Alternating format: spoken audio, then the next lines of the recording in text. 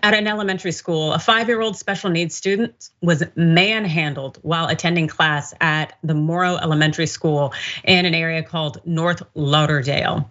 Who did this? Well, his teacher assistant. Check out this picture here. This is a young man. Amani Fishley, who is nonverbal autistic, was unable to articulate what happened to him to his parents, but a video sent by an eyewitness captured the abuse, fortunately. And this is in Florida. Amani was yanked around by the pre-kindergarten aide on Tuesday, and the footage shows that the adult grabbed the child and was trying to push him down into a chair. Now, the assistant seems to be uninterrupted by other adults in the classroom, as in they just let it happen. And as she violently, the assistant there, struggles to get the child to comply with her desires, the parents said that they were told almost 2 weeks after it happened. So no one stopped her, no one intervened, yet they saw her using unnecessary force to try to get this nonverbal autistic child to comply. Wow, this is pretty pathetic, knowing all those adults are in that room would say that they care about children. As far as what we know this. After being alerted, they not only reported the incident along with the video to the school, but made a child abuse complaint to the Broward Sheriff's Office, making law enforcement their first stop before contacting the Morrow Elementary School. The parents are calling for, at the very least, a teaching assistant to be removed from the class, absolutely.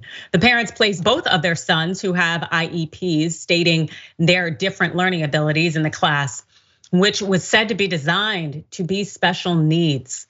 But they are now concerned that even in the safe space, they should be concerned. The father stated, if you are not there, they are open to abuse because they can't speak for themselves. Absolutely, that is so incredibly true. And so when you have such a vulnerable population and their children on top of it, the parent shouldn't have to be there to ensure that their children are not going to be mistreated or physically abused.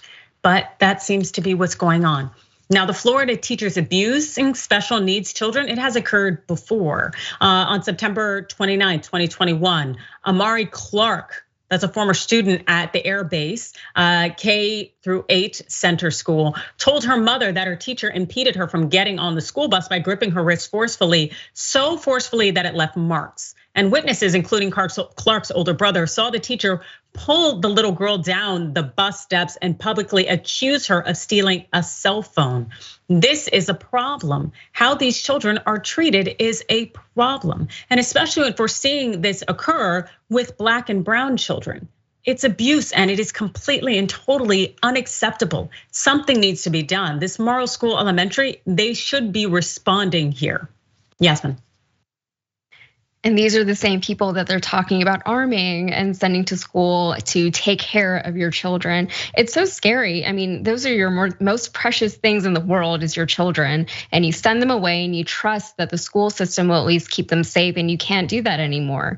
And I mean, like, we can't even talk about the trauma that inflicts on children too. If you treat a child that way, it stays with them for a long time. And they're so young and they're already trying to find their place in the world. It's just heartbreaking to think that that's something that they have to deal with. And these are things that if they happen to like me as an adult, I would still have huge problems with. They would still stay with me for a long time. And these poor children are just internalizing all these things that are happening to them. And this child who had autism, he couldn't even communicate what had happened to anyone that he loved, anyone who actually would have looked out for him. And then the school system failed him, unfortunately. Yes, indeed. And I love your observation in terms of wanting to arm these people, because you're absolutely right. And as I had noted earlier, we know that Black children end up facing a lot more repercussions and disciplinary action in schools, and are seen more as an adult in treatment, the adultification of Black children. And the thought that you might want to give teachers who already struggle with maybe regulating their biases toward children, you want to give them a gun? Like, it just seems very counterintuitive and not wise at all. But I definitely hope the Morrow Elementary School does something in terms of this teacher's assistant, because they should not be in charge of children.